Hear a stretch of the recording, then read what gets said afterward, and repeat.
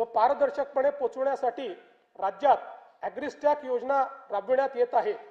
शेतकऱ्यांना farmer ID देण्यात महाराष्ट्र देशातील अग्रगण्य राज्य असून फेब्रुवारी 2026 पर्यंत 1,31,00,000 फार्मर आयडी तयार झाले आहेत। या योजनेत आम्ही आदिवासी वनपट्टेधारक शेतकरी यांचा देखील समावेश करत आहोत। कृषी समृद्धी योजनेअंतर्गत सन 2026-27 ते सन 2029-30 या 4 वर्षाच्या कालावधीत राज्यातील कृषी क्षेत्रात भांडवली गुंतवणूक वाढवून पायाभूत सुविधा निर्माण करण्यात येतील।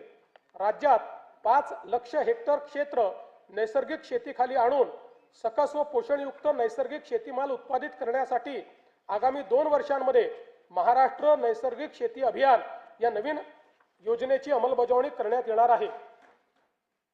गोपीनाथ मुंडे अपघात सानुग्रह अनुदान योजनेत शेतमजुरांचा देखील समावेश करण्यात येईल।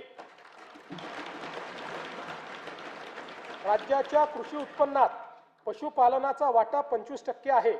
ही व्याप्ती वाढवण्यासाठी आम्ही मुख्यमंत्री ग्रामीण पशुधन उद्योजक योजना सुरू करत आहोत।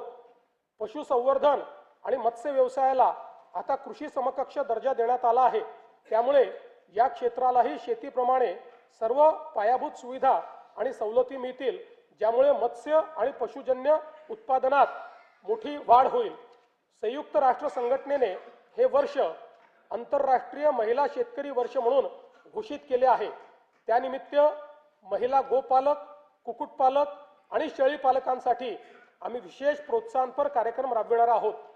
मत्स्य व्यवसाय क्षेत्राच्या विकासासाठी प्रतिवर्षी 1,240 कोटी रुपये आर्थिक भाराच्या मुख्यमंत्री मत्स्य संपदा योजनेस मान्यता देण्यात आली आहे।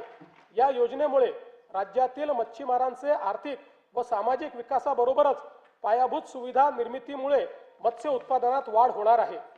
मुख्यमंत्री ग्राम सडक योजना टप्पा 1 अंतर्गत 97% कामे 30,000 किलोमीटरपेक्षा जास्त पूर्ण झाली असून उर्वरित कामे मार्च 2026 पर्यंत पूर्ण करण्याचे नियोजन आहे। टप्पा 2 अंतर्गत 2,450 किलोमीटर रस्त्यांची